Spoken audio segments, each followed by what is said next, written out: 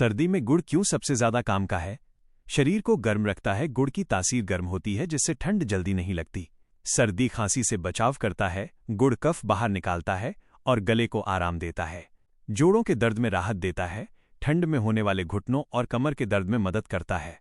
पाचन मजबूत करता है। सर्दियों में भारी खाना आसानी से पचाने में मदद करता है।